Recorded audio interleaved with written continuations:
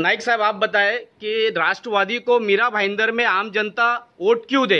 क्योंकि last time में जब नगर सेवक के इलेक्शन हुए उस वक्त में आपकी पार्टी ने सवय आपने और आपके बेटे ने दोनों ने मिलकर के जो नगर सेवक पद के लिए उम्मीदवार खड़े किए थे उनको बीच मझदार में छोड़ दिया।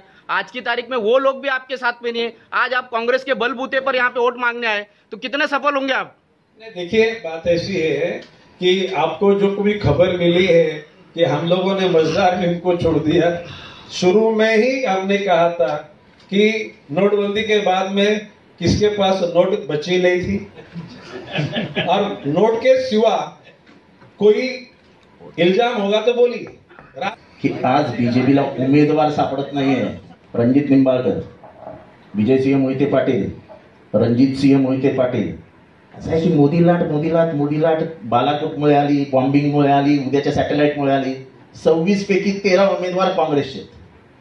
सुजय विखे, रणजितसिंह मोहिते पाटील, हिना गावित, सांगलीचा उमेदवार संजय काका, तुम्ही नावं काढा, हे सगळे काँग्रेस बंद। म्हणजे काँग्रेस मुक्त भारत म्हणणारी बीजेपी ही काँग्रेस युक्त बीजेपी झालेली आहे। त्यामुळे बरं आहे आमच्यातले मोठे लोक जात आहेत, त्यामुळे छोट्या गांधीवादी कार्यकर्त्यांना, गांधींचा विचार मांडणाऱ्या गरीब कार्यकर्त्याला जागा मिळेल आणि तो बरोबर फिल इन द ब्लैंक्स करेल, काही काळजी करू नका। नहीं, लेकिन चुनाव जीतने के बाद फिर आप उन्हीं के पर कतरने के लिए सामने भी आओगे ना?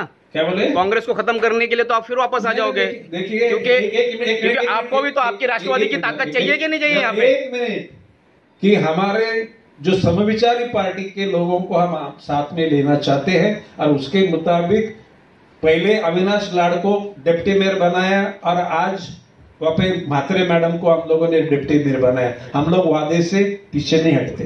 माणूस ठेच लागल्यावर सुधारतो, तेव्हा काय काळजी करू नका। जे गणेश नाईक साहेबांनी सांगितलं हा शब्द ठाण्यामध्ये अंतिम आहे, याच्या पुढे कधीही बदल होणार नाही। मीरा भाईंदरला राष्ट्रवादी वाढवणार नाही असं याचा अर्थ असं समजायचा? ऐसा नहीं, सुनिए, आप गलत बोल रहे हो।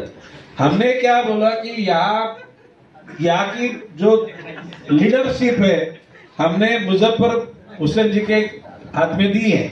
इसका मतलब राष्ट्रवादी यहाँ से नेस्तनाबूद करेंगे, ऐसा नहीं हो सकता। मुजफ्फर भाई भी इस चीज को समझ में, लेट इट टॉक।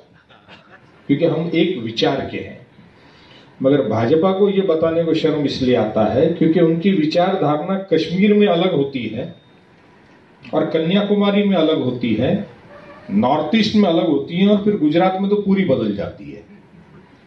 और हमको इस घटना को खत्म करना है, हमको इस घटना को खत्म करना है क्योंकि हमको सिंगल मैन, सिंगल पार्टी भी नहीं, सिंगल मैन डिक्टेटर फैसिज्म के जैसे इस देश के अंदर हमको काम करना है।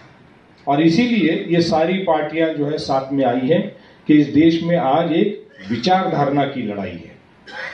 हिटलरशाही का रूप लेकर के लोकतंत्र के नाम के ऊपर जातिवाद लोगों में फैला करके, भाषावाद, प्रांतवाद फैला करके और झूठी बातें मीडिया के माध्यम से, सोशल मीडिया के माध्यम से बताना। अब कभी भी सवाल इस तरह से खड़ा किया जाता है, मोदी नहीं तो कौन? अरे भाई, इस देश में लोकतंत्र है। इस लोकतंत्र के अंदर जिसके पास नंबर होता है उस पार्टी के अंदर के लोग निश्चित करते हैं कि कौन। अरे मोदी नहीं तो कौन?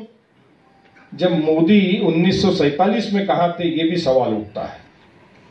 2008-9 में भी ठाणे संसदीय क्षेत्र का सांसदीय नाते से मैं काम कर चुका हूं और मीरा भाईंदर के जो मूलभूत प्रश्न है, जो मुझे लगता है कि 2009 और 14 में डॉक्टर संजीव नाइक जी ने जो विकास का कार्यक्रम शुरू किया था, वो पिछले 5 सालों में बहुत सारे प्रश्न आज भी सुलझे नहीं है। चाहे रेलवे का मसला हो, चाहे यातायात का मसला हो, तो इन सभी मुद्दों को लेकर विस्तृत से हम लोगों पे जाएंगे। रेलवे का बड़ा मसला है। मीरा भाईंदर में आज भी मेरे ख्याल से 33 ही ट्रेन है जो चर्चगेट के लिए जाती है, 9 स्लो है, 24 फास्ट है, तो इनमें बढ़ोतरी होनी चाहिए। जो विरार से 15 डब्बे की कोच चर्चगेट के लिए चलती है वो भाईंदर से शुरू होनी चाहिए, जो आसानी से सांसद महोदय कर सकते थे। भाईंदर टर्मिनस का इशू था। ऐसे बहुत सारे रेलवे के मुद्दे हैं। कोस्टल रोड है, दहीसर लिंक रोड से लेके वसई तक का कोस्टल रोड अगर हो जाता है तो उससे ट्रैफिक की समस्या सुलझ जाएगी। इन मुद्दों को लेके हम लोगों के बीच में जाएंगे और ये चुनाव आघाड़ी जीतेगी, ये विश्वास भी मुझे उम्मीदवार इस नाते से है। इन सभी के जोर पे ये चुनाव हम लड़ेंगे और जीतेंगे। और हम जैसे ही चुन के आएंगे, हम ये अध्यादेश लागू करके गरीबों को पहले 2 महीने में ही 72,000 रुपए का जो कुछ कहा है वो करके देंगे। इसकी लोकसभा के चुनाव के बाद अगर बीजेपी को 2-5 सीटें कम पड़ती है, चौकीदार को 2-5 सीटें कम पड़ती है, तो क्या राष्ट्रवादी पहरेदारी करने चले जाएगी? क्योंकि विधानसभा में आपने तो किया है।